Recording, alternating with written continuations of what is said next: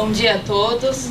É um prazer estar participando desse evento, poder compartilhar um pouquinho com vocês as nossas pesquisas e os nossos estudos. Bem, nós vamos falar sobre o atendimento educacional especializado, desafios e possibilidades. Então, tentar pensar um pouco de como esse atendimento ele tem sido ofertado e quais são as outras possibilidades que a gente tem para enfrentar esses desafios. Bom, então aqui primeiramente eu queria resgatar alguns conceitos com vocês, para a gente conseguir entender, diferenciar e também para vocês conseguirem compreender a minha fala e o lugar de qual eu falo. Bom, então a educação especial ela ainda existe, por mais que haja um conflito e muitas pessoas acham que a educação especial ela é totalmente substitutiva ao ensino regular. A gente entende, conforme a LDB, que a educação especial é uma modalidade de ensino. Então ela é transversal e não deve ser substitutiva ao ensino regular. Dentro da educação especial, a gente tem a linha da educação inclusiva, que é uma perspectiva, que é um movimento educacional com princípios morais e éticos. Então, esse movimento da educação inclusiva vai falar o que para a gente? Olha, temos muitos alunos fora da escola. Muitas pessoas estão sendo negligenciadas pelo sistema escolar. Então, a gente precisa, as escolas precisam se tornar inclusivas para que essas pessoas tenham seu direito à educação garantidos. Então, dentro dessa população, a gente tem vários grupos. A questão das mulheres, temos os indígenas, temos os negros, temos ciganos também entram, e também os alunos público-alvo da educação especial. Então, para a gente retratar a questão da inclusão escolar, é o que eu chamo do movimento da educação especial nessa perspectiva da educação inclusiva. Então, a inclusão escolar é o quê? Ela é esse processo de escolarização dos alunos público-alvo da educação especial em escolas comuns do ensino regular. Então, a gente tem esses três conceitos. Se dentro da gente pensando nesse conceito de inclusão escolar, surge a questão do atendimento educacional especializado que a gente vai discutir. A doutora Renata já trouxe para a gente alguns conceitos e como ele vem sendo apresentado pela legislação no decorrer do tempo. Então, para começar, isso não é sinônimo, né? Cada termo ele possui um conceito distinto. Todos eles estão interrelacionados, mas a gente faz essa distinção de cada termo. Então, a definição legal do atendimento educacional especializado, ela vem, conforme foi mencionado, pelo decreto 7611, né? E ele vai definir o que é o atendimento educacional especializado e qual é a população. Então, aí no que eu trago grifado, seria um conjunto de atividades, recursos de acessibilidade pedagógicos organizados institucional e continuamente prestados das seguintes formas. Então, ele dá duas opções para esse atendimento.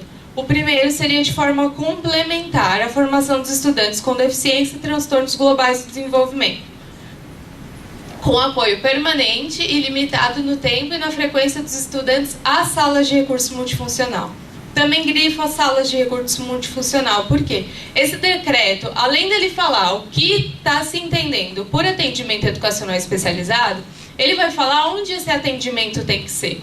Então, é nas salas de recurso. E nesse contexto, desse texto escrito, a gente limita o atendimento educacional especializado que ele ocorra excepcionalmente nas salas de recurso multifuncional.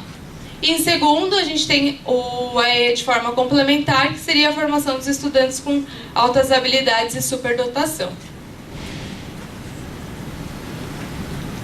Bom, no cenário nacional que nós temos o programa, né, de implementação das salas de recursos multifuncionais. Então, esse programa ele foi desenvolvido em 2008 pelo governo federal e ele tem como objetivo ampliar a questão, implementar salas de recursos para atendimento educacional especializados nos diversos municípios, considerando que a oferta desse atendimento era muito limitada.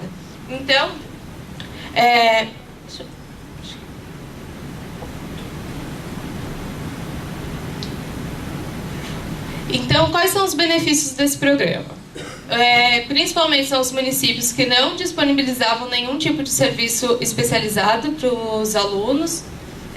No estado de São Paulo, havia muitos municípios que não tinham nenhum tipo de serviço da educação especial, no ensino regular, sequer haviam professores de educação especial nos municípios, então, se algum atendimento a essa população era ofertada, era via instituição especializada. Então, muitos municípios adotaram a proposta do governo federal e implementaram as salas de recurso. Então, uma vez que o programa ofertava financiamento, então, para os municípios era um projeto vantajoso, porque eles não só delegavam o que se precisava ser feito, mas ele dava financiamento para que os municípios tivessem condições de implementar as salas de recurso. Então, primeiro, o governo federal ele oferecia os recursos de materiais pedagógicos e recursos de tecnologia, e também uma forma de formação para esses professores na modalidade de especialização à distância. Em contrapartida, os municípios que desejavam aderir ao programa, eles tinham que oferecer o espaço físico dentro das escolas e também os profissionais para estarem atuando nessas classes. Bom, com esse programa, nesses últimos 7 anos, nós temos a ampliação do número de alunos atendidos pelo atendimento educacional especializado. Mas ainda há muitos alunos sem atendimento educacional especializado. Cerca de 39% dos alunos público-alvo da educação especial, eles não recebem nenhum tipo de atendimento educacional especializado. Então, a gente tem uma população muito grande que ainda está descoberta por esse programa. Em salas onde esses atendimentos têm, onde essas salas de recursos elas estão alocadas. Elas estão em escolas comuns e instituições que formaram centros de atendimento educacional especializado para atender essa população. Então, quais são os limites e os desafios da sala de recurso como locus prioritário do AE? Foi desenvolvido pela Universidade Federal de São Carlos, sob a coordenação da professora Nicéia Gonçalves Mendes, o Observatório Nacional de Educação Especial. Nesse projeto, tivemos a participação de 18 universidades públicas e 27 municípios. Isso por todo o país e todas as regiões do nosso país.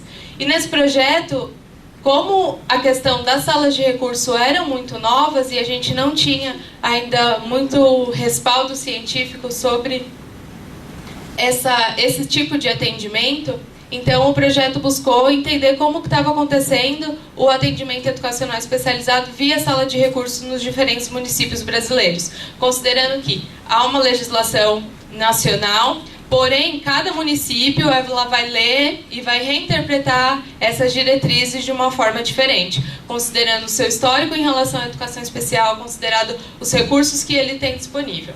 Então, o projeto, o ONESP, atuou em 3 eixos. O primeiro eixo, que é a de avaliação da elegibilidade e da aprendizagem dos alunos público-alvo da educação especial. O segundo, de formação docente. E o terceiro, de organização e funcionamento. Então, com base nesses 3 eixos, a gente tentou conhecer como estava sendo esse trabalho realizado nos diferentes municípios. Bom, aí aqui eu trago alguns resultados para vocês em relação aos 3 eixos. Em relação à avaliação da elegibilidade e da aprendizagem. Então, a questão da elegibilidade. Quem é o público-alvo da educação especial? Quem é o aluno com deficiência? Sobretudo, quem é o aluno com deficiência intelectual? Que a gente tem muita dificuldade para fazer a identificação desse aluno. Os critérios eles são muito arbitrários e cada contexto é regido por critérios diferentes. Então, pensar nessas questões são importantes. A gente identificou nos municípios participantes que a questão do laudo médico e do parecer educacional. Então, quem é que vai dizer, qual é o documento que vai falar que esse aluno tem ou não o direito ao atendimento educacional especializado? Alguns municípios, eles exigem o laudo médico para que o aluno seja cadastrado e tenha direito ao atendimento educacional especializado. Alguns outros municípios, e aí uma minoria, faz a questão do parecer educacional, ou seja, são os profissionais da escola, muitas vezes em parceria com outros profissionais também da área da saúde, que vão fazer um parecer falando da condição do aluno, das necessidades que ele possui e solicitando que a esse aluno seja ofertado atendimento educacional especializado na própria escola ou em outra unidade mais próxima. Em relação à aprendizagem, a gente tem avaliações assistemáticas, ou seja, não há um procedimento de avaliação e de acompanhamento para a avaliação da aprendizagem desse aluno. Então, como esse aluno está se desenvolvendo, né? Em relação também à avaliação, tem a falta de... A gente percebeu a falta do planejamento dos professores para esse aluno e para esse atendimento educacional especializado. Então, não há nos pareceres, nas indicações, falando quais são as limitações desse aluno, quais são as barreiras que se encontram no ambiente que esse aluno tem enfrentado em função da sua condição e quais são os apoios que esse aluno vai precisar. Então, os alunos são colocados no AE, prioritariamente salas de recursos, e na sala de recurso é desenvolvido um trabalho, muitas vezes um trabalho paralelo à sala comum. E também a falta de avaliação da aprendizagem, então de acompanhar como está sendo esse desenvolvimento desse aluno. Considerando que não há um investimento na avaliação inicial, a questão do acompanhamento da aprendizagem dos alunos, ele também vai ficar negligenciado. Porque se eu não tenho uma avaliação inicial, eu não consigo identificar quais são as demandas desse aluno, quais são os apoios que eu preciso dar a ele, quais são os conteúdos, quais são as habilidades que eu preciso trabalhar esse aluno, fica difícil a gente depois acompanhar e monitorar todo esse desenvolvimento do aluno. E aqui fica nas diversas áreas que atuam no AE, desde aprendizagem de conteúdos acadêmicos a habilidades e atividades de vida diária. Em relação à organização e o funcionamento, a gente encontrou também uma diversa configuração em como esses municípios têm organizado o atendimento educacional especializado. Então, na maioria, os municípios eles ofertam um atendimento de 50 minutos, 1 hora aula aproximadamente. Em relação à configuração desse atendimento, há uma diversidade muito grande. Alguns professores organizam grupos de alunos, alguns alegam em função de faixa etária, de nível de desenvolvimento, e também são realizados em níveis, atendimentos individuais. E o que define como que vai ser esse atendimento? O professor da sala de recurso, às vezes com a equipe da direção, com a coordenação pedagógica, vai estar definindo como vai ser a configuração desse atendimento. Mas também não há critérios, não há diretrizes para falar como, se tem que ser em grupo, se tem que ser de forma individual. Bom, em relação à frequência, muitos também não há uma única forma de frequência. A gente encontrou escolas que oferecem 1 vez por semana o atendimento educacional especializado em sala de recurso, a 5 vezes por semana. Então, todos os dias o aluno vai em contraturno à sala de recursos. E isso também é definido pelo professor em função tanto da questão do aluno quanto da sua disponibilidade de carga horária. Porque se o professor ele tem muitos alunos para ser atendido, dentro daquela carga horária, claro, ele vai fracionar para que possa atender a todos. Então, essas questões também elas ficam sem uma diretriz e sem realmente uma justificativa pedagógica em função da aprendizagem desse aluno. Na lei, e no decreto, a gente tem que o atendimento educacional especializado em sala de recurso ele deve ser ofertado exclusivamente no contraturno. Ou seja, é para o aluno continuar na classe comum, no seu período, junto com o professor de ensino regular e seus demais colegas, e no contraturno, no período oposto, ele frequentar a sala de recursos multifuncionais. Porém, não é isso que acontece em muitas realidades, né? Isso em função de diversos motivos. Primeiro, tem a questão da distância. Então, às vezes, não é viável para os pais estarem conseguindo levar esse aluno mais uma vez à escola em período oposto. Tem a questão também de áreas rurais, áreas muito distantes, que não são na área urbana, que dificulta ainda mais a questão da locomoção desses alunos.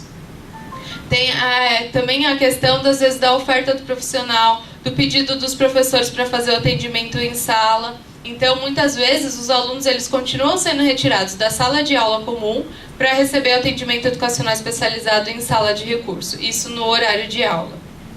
E as atividades que são realizadas nessas salas são atividades diversas. Então, tem aprendizagem do uso de recursos, sobretudo de recursos de tecnologia assistiva, atividades de o que eles chamam de pré-requisitos para a alfabetização, que são trabalhadas, a alfabetização dos alunos e o reforço e atividades de vida diária. Então, os professores, eles disseram que, a depender da demanda do aluno, eles vão estar organizando essas atividades.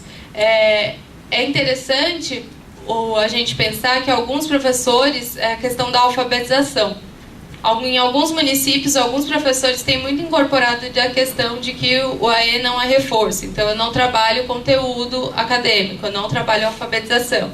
E prioriza algumas diretrizes que são dadas na política de 2008, que vai falar como, por exemplo, a aprendizagem dos processos superiores, psíquicos superiores, desculpe.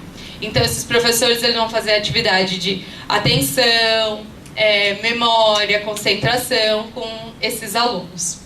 Em relação à formação docente, os licenciados, os professores, a maioria são licenciados em diversas áreas, mas a grande maioria são licenciados em pedagogia e contém especialização na área de psicopedagogia e áreas afins da educação especial. Então, nós temos também professores sem formação específica atuando nesse tipo de atendimento. Então, como um dos requisitos para a implementação da sala era a escola oferecer o local e o professor. Então, às vezes, o município não tinha professor de educação especial. Então, o professor bonzinho da escola, com boa vontade, né, que simpatiza com esse público, ele vai lá e assume essa demanda da escola. E também a questão de formações aligeradas. Os professores, mesmo com formação, eles dizem não se sentir capacitados para atuar no atendimento educacional especializado. Bom, considerando que o público-alvo da educação especial, aqui é uma apresentação um pouco diferente da habitual, né, que fala que o público-alvo da educação especial é em função da sua condição. Mas aqui a gente traz uma questão da necessidade de apoio que esse aluno vai demandar. Então, não é porque é um aluno com deficiência intelectual que todos vão demandar a mesma intensidade de apoio. Não é porque é um aluno com deficiência visual que todos vão demandar todos os tipos de apoio e na mesma intensidade. Então, o grupo A, ele abarca 80% dos estudantes, então é uma condição de alta incidência, é o maior grupo que a gente tem, e esses estudantes eles vão apresentar dificuldades mais leves e restritas ao domínio acadêmico. Então, a demanda de apoio desses estudantes também são mais básicas. O grupo B, com 85% dos estudantes, eles vão apresentar as dificuldades acadêmicas e também atrasos no desenvolvimento. Então, esses alunos eles vão demandar uma maior intensidade de apoio e serviços da escola.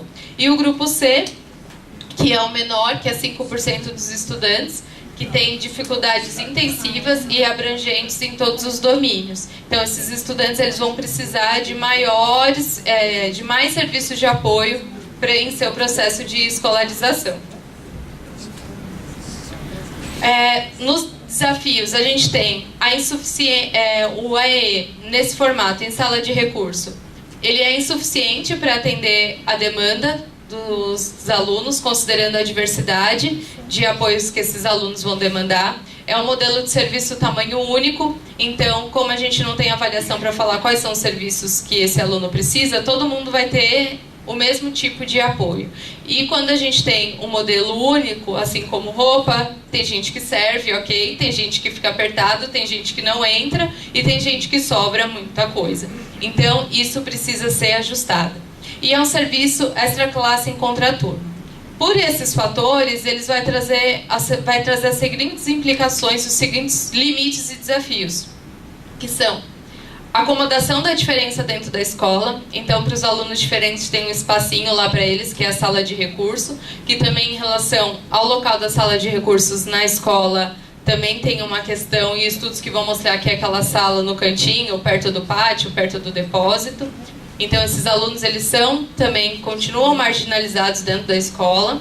Ela não incita mudança nas práticas de ensino. As dificuldades em classe comum permanecem. Então, os alunos na classe comum, que é onde eles passam a maior parte do tempo, pelo menos a maioria, eles continuam tendo dificuldade, eles continuam sem acompanhamento. As práticas de ensino empregadas pelos professores de classe comum continuam sendo as práticas de ensino mais tradicionais, né, práticas homogeneizadoras, e que não conseguem atender à diversidade desse aluno. Na sala de recurso também o trabalho ele é mais centrado no déficit, então eu vou trabalhar aquilo que o meu aluno não tem. Então, ele tem dificuldade de concentração e memória. Então, vamos trabalhar atividade de concentração e memória. Vamos fazer muitos jogos com eles. Então, não há apoio, né, na classe comum. E, economicamente, é um modelo viável, é um modelo mais barato de serviço de apoio. Então, por isso que ele é um dos fatores que ele foi implementado em larga escala. Bom, há outras possibilidades de AE para além das salas de recurso? Se a gente for pensar no que está escrito no decreto e na política, como ela está traçada em âmbito nacional, não, a gente não tem outra possibilidade, na sala de recurso. Porém, os municípios eles já estão transpondo essa barreira de limitar o AE às salas de recurso, vistos os resultados que estão sendo obtidos. E também na academia, na universidade, a gente tem pensado em outras formas de dar apoio para esses alunos. Então, são serviços de apoio pedagógicos especializados na classe comum, porque é na classe comum que se encontra a maioria da dificuldade, as maiores barreiras estão na classe comum. E tendo em vista que os alunos da educação especial, eles não têm só o direito ao acesso à educação, à escola, mas o direito à aprendizagem, ao desenvolvimento, pensar em apoio em classe comum é essencial. Então, a gente tem dois modelos, que é a da consultoria colaborativa, que são os profissionais que vão orientar o trabalho em classe do professor, que tenha um aluno com público-alvo da educação especial. E aí tem diversos profissionais que podem estar atuando nessa área, e eles vão estar atuando sobre a resolução de um problema específico. Então, eles vão estar orientando os profissionais como transpor essas barreiras. E a questão do ensino colaborativo, que são dois professores, né, um de ensino comum e outro professor de educação especial, trabalhando juntos em classe comum que tem um aluno com público-alvo da educação especial. Atentando à questão do ensino colaborativo, é importante a gente pensar nesses dois professores e que os conhecimentos desses dois professores eles vão ser somados. Então, o professor do ensino comum, ele vai trazer o repertório, né, e os conhecimentos dos conteúdos, e o professor da educação especial ele vai trazer principalmente a contribuição na questão da avaliação, instrução e estratégias de ensino diferenciadas, considerando o público-alvo da educação especial. Mas o importante, eu acho que é o grande diferencial dessa proposta, é que, nesse contexto, os dois vão estar trabalhando junto e vão estar pensando na aprendizagem de todos os alunos. É claro que com o aluno da público-alvo da educação especial, primeiramente o olhar vai estar centrado a ele, mas muitas práticas que vão beneficiar os alunos da educação especial, implementadas para todos, elas vão beneficiar a aprendizagem de todos os alunos. Então, com isso, a gente tem a melhora na qualidade do ensino para todos. Bom, os princípios do ensino colaborativo, então, quando a gente fala em trabalhar ensino colaborativo, não é só os dois professores estarem trabalhando com o mesmo aluno, esses professores eles realmente precisam estar trabalhando junto e em colaboração. Então, tem a questão da igualdade. Ambos os professores eles vão participar e ter igual responsabilidade no planejamento, na execução e na avaliação de todo o processo de ensino. Então, em todos esses processos, todas essas etapas do fazer pedagógico, os professores vão estar atuando junto. E o compartilhamento das tarefas, das decisões e do conhecimento. E nesse modelo há uma ausência de hierarquia entre os profissionais. Então, tudo isso vai contribuir também para a melhoria da aprendizagem dos alunos. Então, quais são os benefícios do ensino colaborativo que a gente tem notado através das pesquisas que foram realizadas pelo grupo de pesquisa? Então, para os professores, a questão da formação em serviço.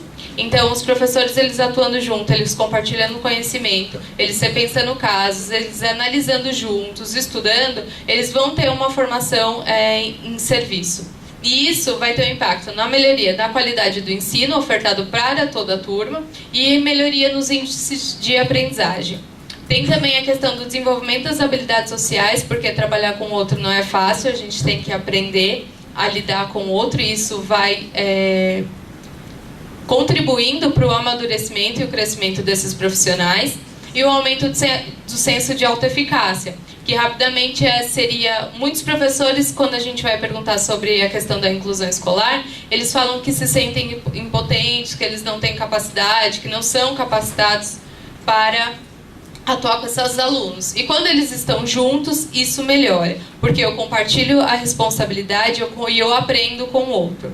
E para os alunos, a questão das mudanças atitudinais, as mudanças acadêmicas, que são melhorias no aprendizagem, e as mudanças sociais, que isso vai podendo ser observado ao longo do tempo, porque esses alunos, eles estão todos em uma sala e vão podendo compartilhar, né, desse processo de aprendizagem de forma que todos tenham as mesmas oportunidades. Então, o aluno da educação especial, ele não vai estar no canto da sala sendo ainda mais estigmatizado, sem conseguir aprender e muitas vezes também com problemas de comportamento e relação com os pares. Então, considerações finais. O AE é fundamental para a escolarização dos alunos da educação especial, mas nas salas de recurso somente é insuficiente. O AE, ele precisa ser uma rede de serviço de apoio, então tem que compor diversos serviços de apoio que vai conseguir abarcar a diversidade desses alunos e as demandas dele, também dos profissionais. Então, para isso, é necessária a elaboração de diretrizes de avaliação, porque é só com uma avaliação inicial desses alunos que a gente vai conseguir identificar quais são as demandas desse aluno, quais são as barreiras e quais são os apoios necessários. E práticas de avaliação também precisam fazer parte desse fazer pedagógico para estar complementando e conseguindo direcionar efetivamente qual é o modelo de serviço mais adequado para aquele aluno. Então, pensar em uma rede, pensar em avaliação, para que realmente esses alunos tenham a oportunidade de ser escolarizados em classe comum e o direito à aprendizagem. Bom, é isso. Muito obrigada. Agradecer a professora Keisiane.